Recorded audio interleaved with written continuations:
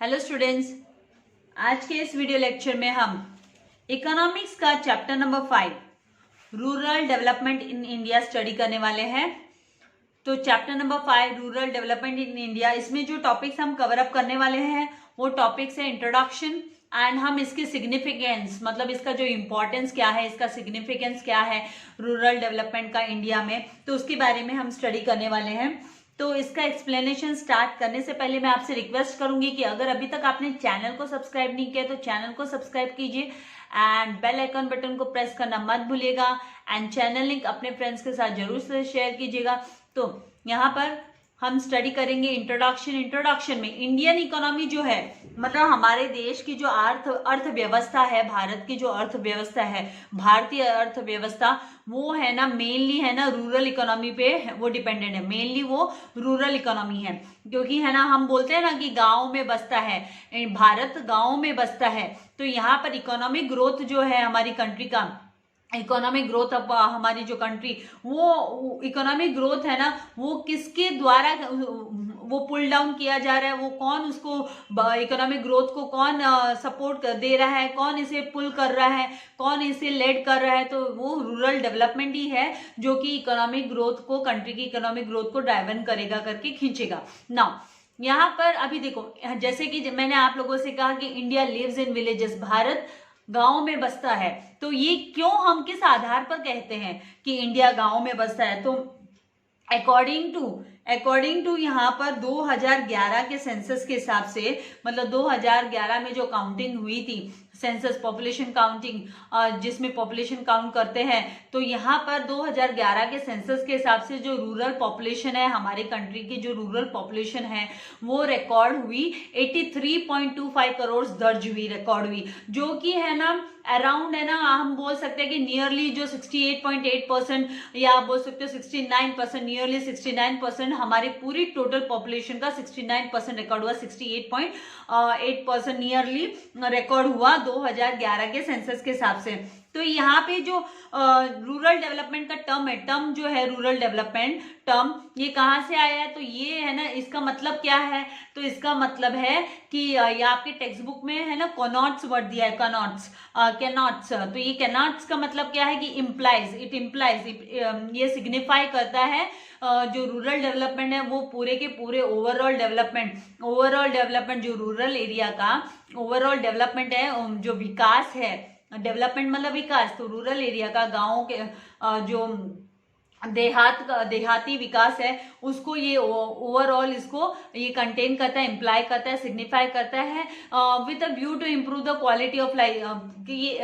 इसका जो main development का मेन जो व्यू क्या है, इसका फोकस किस पे है? तो है ना जो जीवनचर्या है, गांव में रहने वाले लोगों की जीवनचर्या है उसको सुधारना, उसमें सुधार लाना, उसमें इम्प्रूवमेंट लाना, इनका मेन है ना जो रूरल डेवलपमेंट का मेन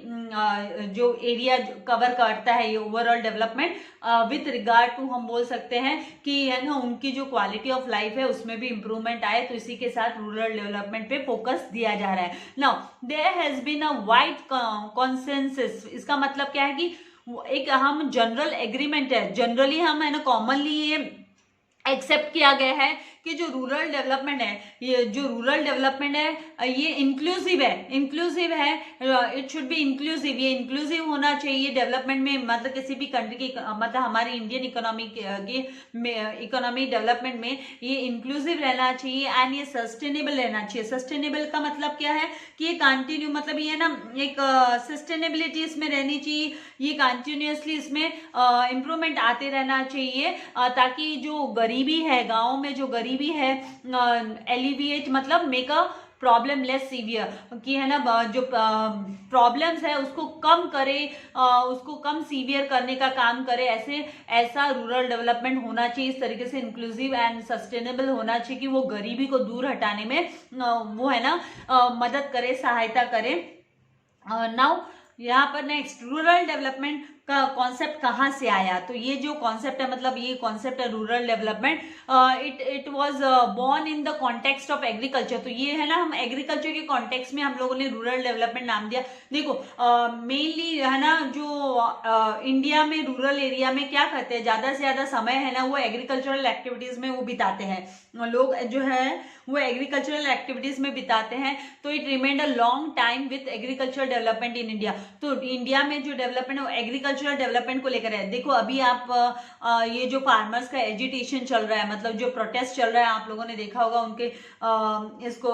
जो नई धारणा लेकर आई है सरकार, तो उसके अगेंस्ट। तो ये जो एग्रीकल्चरल डेवलपमेंट के लिए कुछ ना कुछ है ना गवर्नमेंट्स करती रहती है, नए नए ये लोग लेकर आते हैं कि भाई बिचौलिए हट जाए, वो अपना डायरेक्ट वो सेल कर सके मार्केट में। तो ये सब जो डेवलपमेंट है वो है ना, जो गांव में रहने वाले जो एग्रीकल्चरिस्ट है, जो गरीब किसान है, तो उनके फायदे के लिए ही करना चाहते हैं, राइट। तो यहाँ पर ये जो है ना रूरल डेवलपमेंट, वो एग्रीकल्चरल कॉन्टेक्स्ट में हम उसको, रूरल डेवलपमेंट है ना ये एग्रीकल्चर से रिलेटेड है। तो यहाँ पर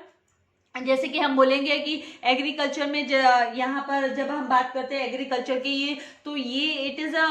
मैकेनाइजेशन, मतलब एक रूरल एरियाज को डेवलप करने वाला टूल हो गया। इट इज अ टूल कि वो रूरल एरियाज मेजर हो गया, टूल हो गया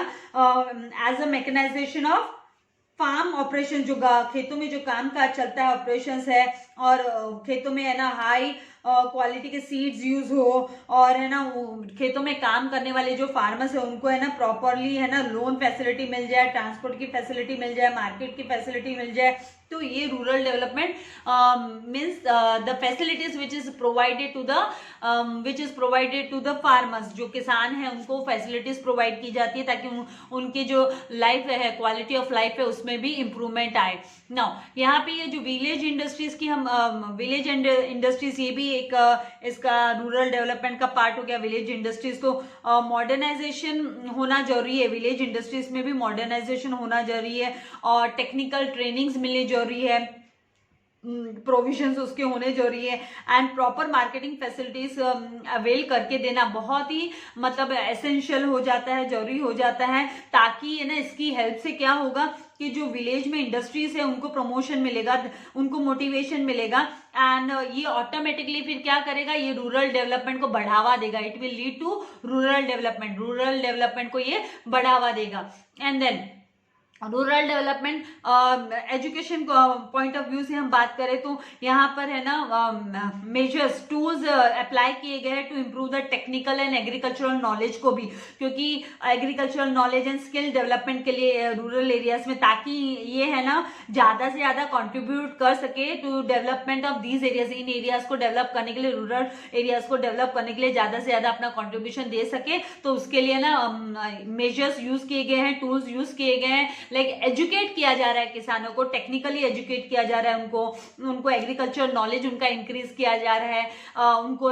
उनमें स्किल डेवलप किए जा रहे हैं। तो ये ऑटोमेटिकली है उनकी क्वालिटी ऑफ लाइफ है जो उसको इम्प्रूव करेगा। नाउ फोर्थ यहाँ पे हम बात करेंगे सर्विसेज की। तो सर्विसेज ये भी एक इसका कोर पार्ट हो गया कि भाई सर्विसेज, तो यहाँ पर ये एस्पेक्ट हो गया, पार्ट हो गया। तो these are the aspects no. So services के अंडर में हम बात करते हैं तो ये एंश्योर कर मतलब है ना एंश्योर करना कि है ना जो फार्मर्स की जो हेल्थ है एंड फैमिली वेलफेयर सर्विसेज उनको मिल सके, टाइम टू टाइम उनके लिए काम हो सके, हॉस्पिटल्स की सुविधा हो सके, एंड कम्युनिकेशन एंड बैंकिंग का भी उनको फैसिलिटी मिल सके, ताकि है ना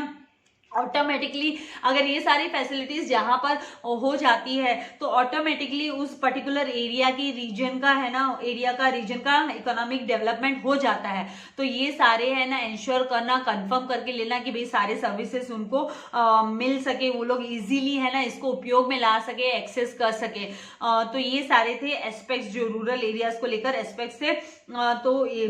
नेक्स्ट हम अभी यहाँ पे स्टडी करने वाले हैं जो कि है वर्ल्ड बैंक ने क्या डिफाइन किया है। वर्ल्ड बैंक के हिसाब से उनकी डेफिनेशन, वर्ल्ड बैंक की डेफिनेशन है रूरल डेवलपमेंट को लेकर। तो उनका कहना है कि रूरल डेवलपमेंट क्या है, तो ये एक स्ट्रेटेजी है, टूल है जो डिजाइन किया गया है, प्लान आउट किया गया है, ताकि उससे ना इकोनॉमिक एंड सोशल जो लाइफ है स्पेसिफिक ग्रुप, पर्टिकुलर ग्रुप के लोगों का जो है, पर्टिकुलरली हम बात करेंगे रूरल पुअर लोगों की, तो उनकी जो लाइफ स्टाइल है, सोशल लाइफ एंड उनकी जो इकोनॉमिक जो आर्थिक व्यवस्था, आर्थिक अवस्था को इम्प्रूव करने के लिए ये है ना स्ट्रैटेजी है, प्लान है। Rural development is a plan strategy. और रूरल डेवलपमेंट है उसमें इट इन्वॉल्व एक्सटेंडिंग, मतलब इसमें क्या इन्वॉल्व है, क्या कौन कौन से एरियाज एस्पेक्ट्स इन्वॉल्व है, तो कि बेनिफिट्स ऑफ डेवलपमेंट मिलना चाहिए टू द पुअरेस्ट, जो बहुत ही गरीब है, among those who seek livelihood in rural areas, जो है ना रोटी कमाने की, जो अपना ब्रेड एंड बटर कमाने के लिए कोशिश कर रहे गाँव में, जो गरीब से गरीब लोग हैं, तो उनके डेवलपमेंट के लिए ये है ना बेनिफिशियल हो सके रूरल डेवलपमेंट की जो स्ट्रैटेजीज है, प्लान्स है, तो उसके ऊपर वर्कआउट करना। एंड द ग्रुप इंक्लूड्स, और ये जो पुअरेस्ट ग्रुप है तो इसमें कौन कौन इंक्लूडेड है, तो जैसे स्मॉल स्केल फार्मर्स, छोटे जो फार्मर्स है, जो मतलब बहुत पैसे वाले नहीं है, जिनके पास है ना बहुत जमीन नहीं है, जमींदारों के पास तो बहुत जमीन होती है राइट, और जो है ना हायर करते हैं जमीन, मतलब टेनेंट्स मतलब क्या होता है टेनेंट्स का, अगर आपको मैं बात बताऊं तो जैसे फार्मर, कोई बड़ा फार्मर है, उसके पास खेती बहुत है, लेकिन वो खेती करने वाले लोग नहीं है,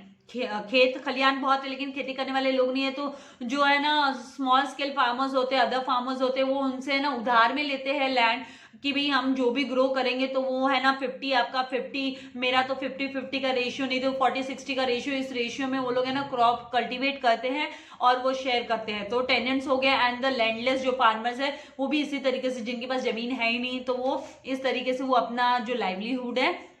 वो अर्न करते हैं, अपने ब्रेड बटर, अपनी डेली की रोज की ब्रेड बटर का इंतजाम करते हैं। आई होप आपको कॉन्सेप्ट समझ में आ रहे हैं, कॉन्सेप्ट क्लियर हो रहे हैं। नाउ नेक्स्ट हम मूव करेंगे कि rural occupational structure in generally है ना, रूरल ऑक्यूपेशनल स्ट्रक्चर क्या है, तो यहाँ पर एग्रीकल्चर सेक्टर हो गए, रूरल में कौन कौन से ऑक्यूपेशंस है, तो एग्रीकल्चर सेक्टर हो गया, इंडस्ट्रियल सेक्टर हो गया, एंड सर्विस सेक्टर हो गया। तो ये एग्रीकल्चर सेक्टर में क्या होता है कि जो रूरल पॉपुलेशन है इंडिया की, वो क्लासिफाइड है इनटू द एग्रीकल्चर सेक्टर, उनका सब डिविजन हुआ है। जैसे कि कुछ लोग हैं जो डायरेक्टली है ना फार्म्स पे काम करते हैं, एग्रीकल्चरल एक्टिविटी से डायरेक्टली रिलेट होते हैं, और कुछ इससे अलाइड एक्टिविटीज,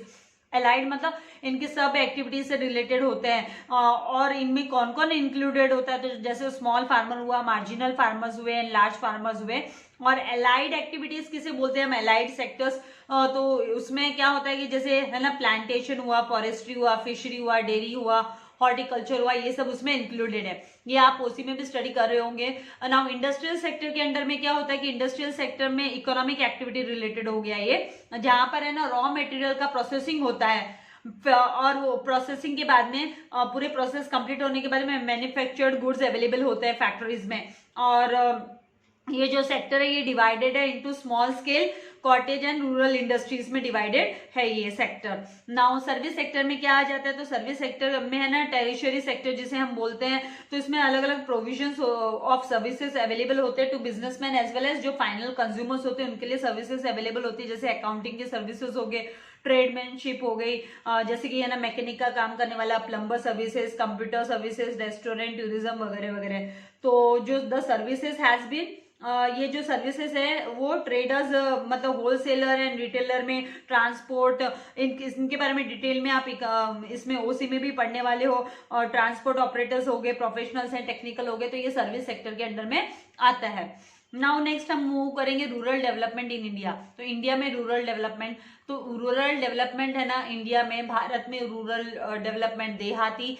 विकास, वो है ना नोटिस किया गया है, विटनेस किया गया है with the various, it has witnessed various plans and policies initiate किए गए हैं गवर्नमेंट के द्वारा, एज वेल एज जो नॉन गवर्नमेंट लेवल्स पे भी है ना इनके लिए रूरल डेवलपमेंट हो सके, उसके लिए है ना government as well as non government जैसे एनजीओज वगैरह भी लगे हुए हैं, ताकि इनका जो क्वालिटी ऑफ लाइफ है वो इम्प्रूव हो सके रूरल एरियाज में जो पुअरेस्ट पीपल है। नाउ नेक्स्ट यहाँ पे अप्रोप्रिएट स्ट्रैटेजीज, तो जो स्ट्रैटेजीज है वो प्रॉपर स्ट्रैटेजीज हो रूरल डेवलपमेंट के लिए, जिससे कि क्या हो, ऑटोमेटिकली है ना इकोनॉमिक आर्थिक ग्रोथ हो पाए, सुधार आ सके और है ना डेवलपमेंट हो सके कंट्री में, आर्थिक एंड इकोनॉमिक मतलब आर्थिक सुधार हो सके और कंट्री में डेवलपमेंट भी हो सके, क्योंकि आधे से ज्यादा तो पॉपुलेशन गाँव में बसती है भारत देश की।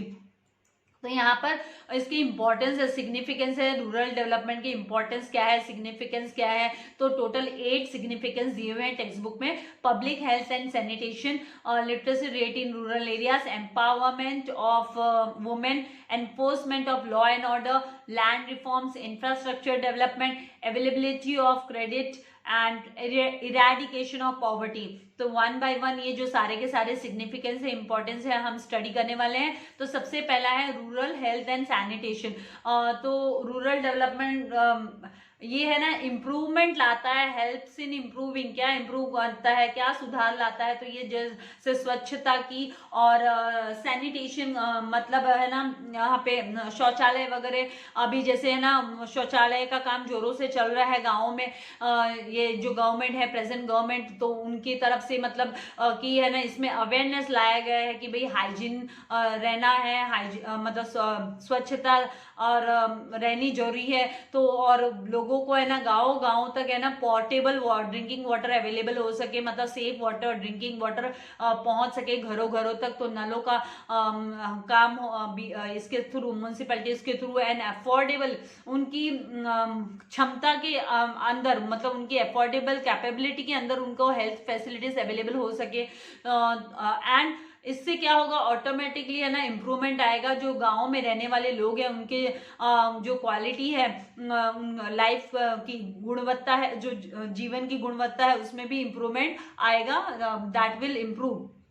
नाउ सेकेंड है literacy rate in rural areas. तो रूरल एरिया में लिटरेसी मतलब साक्षरता, ईच वन टीच वन का नारा आप लोगों ने सभी ने सुना होगा, और बेटी पढ़ाओ बेटी बचाओ, ये सब मतलब लिटरेसी ये क्या है, तो लिटरेसी मतलब साक्षरता, एटलीस्ट पढ़ना लिखना रीड करना तो आना चाहिए। तो ये पावरफुल इंस्ट्रूमेंट है जो कि किसी भी कंट्री में एक सोशियो इकोनॉमिक चेंज लेकर आता है, टूल है, पावरफुल टूल है सोशियो इकोनॉमिक चेंजेस के लिए। नाउ यहाँ पे there is a considerable gap है, अगर हम देखेंगे तो अर्बन लिटरेसी रेट्स है वो ज्यादा है कंपेरेटिव टू द रूरल की लिटरेसी से। गाँव में लोग है ना ज्यादातर है ना खेती बाड़ी की एक्टिविटीज में लग जाते हैं, एजुकेशन पे कम ध्यान रहता है, इवन बच्चे भी है ना स्कूल्स वगैरह कम जाना चाहते हैं। तो उसके लिए गवर्नमेंट ने बहुत सारे पॉलिसीज लेकर आए हैं, गवर्नमेंट ने कंपल्सरी एजुकेशन वगैरह, ताकि है ना गाँव में भी बच्चे भी पढ़ सके, और उनको है ना मिड डे मील का उन्होंने है ना प्रोविजन लाया है कि भाई मिड डे मील फ्री में प्रोवाइड होगा, तो लोग अपने बच्चों को स्कूल तक भेजेंगे तो स्कूल में फ्री उनको फूड अवेलेबल होता है मिड डे मील करके। ना रूरल डेवलपमेंट ये है ना हेल्प करता है ब्रिज करने में, गैप को फुलफिल करने में, जो है ना urban and rural literacy rate है, साक्षरता की जो दर है उसके गैप को फिल करने में ये मदद करता है रूरल डेवलपमेंट। क्योंकि है ना क्या है कि रूरल डेवलपमेंट में इवन एजुकेशनल फैसिलिटीज भी इंक्लूडेड है, at all levels education facilities भी इसमें इंक्लूडेड है, इसके भी प्रोविजंस है। नाउ एम्पावरमेंट ऑफ वुमेन को है ना बलशाली बनाना,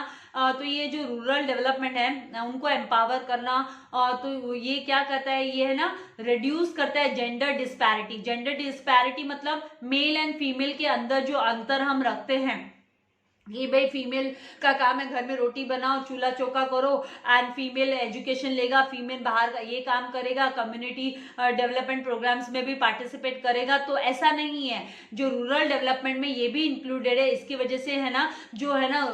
गाँव में जो महिलाएं हैं तो उनको भी है ना यहाँ पर उनको भी सशक्तिकरण का, हम बोलते हैं ना सशक्तिकरण का काम करेगा, ये वुमेन सशक्तिकरण का काम भी करेगा, महिला सशक्तिकरण का, एज वेल एज एनकरेज करेगा करेगा महिलाओं को कि वो ज़्यादा से ज़्यादा है ना कम्युनिटी डेवलपमेंट प्रोग्राम्स में वो पार्टिसिपेट करे और जो भी मतलब रूरल नीड्स है, अलग अलग different varieties of rural women की नीड्स है, उसके लिए ये जो है रूरल डेवलपमेंट ये एम्पावरमेंट देगा वुमेन को और उन्हें एनकरेज करेगा, मोटिवेट करेगा ज़्यादा से ज़्यादा कार्यक्रमों में जो सोशल एक्टिविटीज़ है, सोशल डेवलपमेंट, कम्युनिटी डेवलपमेंट के प्रोग्राम्स में वो भाग लेकर enforcement of law and order. अभी ये रूरल डेवलपमेंट है, ये क्या करेगा, ये हेल्प करेगा, ये it will lead to the safeguard मतलब जो है ना सोशली डिसएडवांटेज्ड ग्रुप है, जैसे मार्जिनल फार्मर्स हो गए, पुअर फार्मर्स हो गए एंड लैंडलेस फार्मर्स हो गए, तो उनके भी जो राइट्स है उनको प्रोटेक्ट करने का काम ये रूरल डेवलपमेंट करेगा। और कैसे करेगा, तो ये है ना by using proper law and order, सही तरीके से कानून व्यवस्था को यूज में लाते हुए ये रूरल डेवलपमेंट है, उनके जो हक है उनको है ना, ये मार्जिनल फार्मर्स हुए, लैंडलेस फार्मर हुए, तो उनके हक को की सुरक्षा करने का काम ये जो रूरल डेवलपमेंट है ये करेगा प्रोग्राम। तो ये इसके लिए इम्पोर्टेंट है, बहुत ही इम्पोर्टेंट है, रूरल डेवलपमेंट होना बहुत जरूरी है। देन लैंड रिफॉर्म्स मतलब इसमें संशोधन लाना, जो जमीन इसमें यहाँ पे रूरल डेवलपमेंट ये क्या करता है, ये इट एंश्योर्स मतलब ये है ना लैंड रिफॉर्म्स को सही ढंग से इसे है ना इम्प्लीमेंट किया जाए, इसको यूज किया जाए, तो उसके लिए ये है ना मतलब गारंटी करता है, एंश्योर करता है। जैसे कि जो सीलिंग ऑन लैंड होल्डिंग्स का मतलब क्या है, सीलिंग ऑन लैंड होल्डिंग्स मतलब हाँ एक पर्टिकुलर पर्सन के पास कितनी जमीन होगी, तो उस पर है ना गवर्नमेंट ने सीलिंग मतलब एक टॉपअप बता दिया कि भाई इससे अबव आप है ना जमीन नहीं रख सकते हो। तो ये जो लैंड रिफॉर्म का पार्ट है। देन रेगुलेशन ऑफ रेंट, आप कितना रेंट आप है ना ले सकते हो, लैंडलेस फार्मर से, टेनेंट से कितना रेंट है, तो वो रेंट फिक्स करने का काम। Then protection of tenancy rights, ये वही आ गया प्रोटेक्शन ऑफ टेनेंसी राइट्स, कि टेनेंट्स की जो राइट्स है, हक है, उनको प्रोटेक्ट करने का काम। तो ये जो है ये इससे क्या फायदा होगा, तो इससे जो गाँव में जो है ना जो इनइक्वालिटी है मतलब असमानता है, उसको ये कम करेगा। ये जो लैंड रिफॉर्म वाला कानून है, ये लैंड रिफॉर्म ये है ना उसको कम करेगा। तो ये किसके वजह से पॉसिबल है, ये only and only rural development की वजह से ही पॉसिबल होगा, क्योंकि रूरल डेवलपमेंट की वजह से लॉ एंड ऑर्डर सब मेंटेन होगा। नाउ नेक्स्ट है इंफ्रास्ट्रक्चर डेवलपमेंट। तो इंफ्रास्ट्रक्चर डेवलपमेंट की बात करें तो मतलब जो बेसिक फैसिलिटीज है, जैसे कि है ना इलेक्ट्रिसिटी हुई, रोड बनाना, गाँव में रोड कनेक्टिविटी हुई, एंड यहाँ पे खेतों में है ना पानी देने का, फसलों को पानी, सिंचाई का काम, तो सिंचाई के लिए वाटर अवेलेबल करके देने का काम। तो ये सारा जो है वो रूरल इंफ्रास्ट्रक्चर डेवलपमेंट के अंडर में आता है। तो जो रूरल डेवलपमेंट है ये क्या करेगा, ये प्रोग्रेस करेगा बेसिक फैसिलिटीज में भी, ये है ना जो वहाँ की पॉपुलेशन है, जनसंख्या है गाँव की, तो उनको ये सपोर्ट करेगा, उनके लिए काम करेगा। नाउ अवेलेबिलिटी ऑफ क्रेडिट, तो क्रेडिट मतलब लोन की फैसिलिटी। तो रूरल डेवलपमेंट ये है ना इट ऑल्सो हेल्प्स, ये हेल्प करता है ग्रोथ में। कौन सी ग्रोथ में, तो फाइनेंशियल इंस्टीट्यूशंस भी रूरल डेवलपमेंट की वजह से वहाँ पे सेटअप हो रही है, ग्रो हो रही है, जैसे primary agricultural cooperative credit societies, इसके बारे में हम आगे पढ़ने वाले हैं deeply. Then regional rural banks and cooperative banks, ये सारे के सारे वहाँ पे सेटअप हो गए फाइनेंशियल इंस्टीट्यूशंस। तो जब तब है ना फार्मर्स को लोन की जरूरत पड़ेगी तो ये लोन अवेल करके देंगे, उनको लोन की फैसिलिटी करके देंगे। तो ये बहुत ही इंपॉर्टेंट है, ताकि है ना एक सस्ते दाम पर मतलब सब्सिडाइज्ड क्रेडिट फैसिलिटीज जो फार्मर्स को अवेल हो पाएगी इसकी वजह से, ताकि फार्मर्स को है ना ज्यादा ब्याज ना चुकाना पड़े और उन्हें ना प्राइवेट जो है मनी लेंडर्स वगैरह से उनको है ना ब्याज पे पैसा ना लेना पड़े। नाउ लास्ट पॉइंट है 8th पॉइंट की इरेडिकेशन ऑफ पॉवर्टी। इरेडिकेशन मतलब रिमूवल, हटाना, गरीबी को हटाना। तो ये जो रूरल डेवलपमेंट है ये इंक्रीज करेगा ना, रूरल इनकम को इंक्रीज करेगा, स्टैंडर्ड ऑफ लिविंग को लोगों की ये इंप्रूव करने का काम करेगा, इंक्रीज करने का काम करेगा। तो जब स्टैंडर्ड ऑफ लिविंग इंप्रूव हो जाएगी, क्वालिटी ऑफ लाइफ इंप्रूव हो जाएगी, लोग कमाने लगेंगे गाँव में, क्योंकि इंडस्ट्रीज वगैरह सेटअप होगी, तो डेवलपमेंट होगा, रोड फैसिलिटी, इरिगेशन, सारे फैसिलिटीज होंगे, तो ऑब्वियसली ऑटोमेटिकली है ना जो गरीबी है वो भी कम होते जाएगी, वो भी है ना दूर होते जाएगी। तो आई होप आपको इसका कॉन्सेप्ट समझ में आ गया। तो यहाँ तक हमने ना अभी ये इसका एक पार्ट कंप्लीट कर लिया है। नेक्स्ट वीडियो में मैं आप लोगों के लिए एग्रीकल्चरल क्रेडिट इन इंडिया का जो है क्लासिफिकेशन, मतलब टाइप्स ऑफ एग्रीकल्चरल क्रेडिट का वीडियो लेकर आऊंगी। तो तब तक के लिए आपको ये स्टडी करना है एंड वीडियो को लाइक करना एंड शेयर करना नहीं भूलना है। एक छोटा सा आप लोगों के लिए असाइनमेंट, आप प्रैक्टिस कीजिए, आप खुद से डिफाइन द रूरल डेवलपमेंट, आपको रूरल डेवलपमेंट की डेफिनेशन लिखनी है एंड फिर आपको स्टेट द सिग्निफिकेंस और इंपॉर्टेंस ऑफ रूरल डेवलपमेंट की है ना, आप इसका इंपॉर्टेंस क्या है, इसका सिग्निफिकेंस क्या है, रूरल डेवलपमेंट के क्या फायदे होंगे, क्या फायदे हैं, तो वो ये आंसर आपको लिख लेना है। क्योंकि अभी ये जो चैप्टर है इसकी एक्सरसाइज में आप लोगों को क्वेश्चन आंसर्स नहीं है, तो ये जो एक्सप्लेनेशन के बेस पे मैं आप लोगों को क्वेश्चन आंसर प्रोवाइड कर देती हूँ ताकि आप एक प्रैक्टिस कर लोगे। वीडियो को लाइक करना एंड शेयर करना मत भूलिएगा। Thank you very much. God bless you all dear students.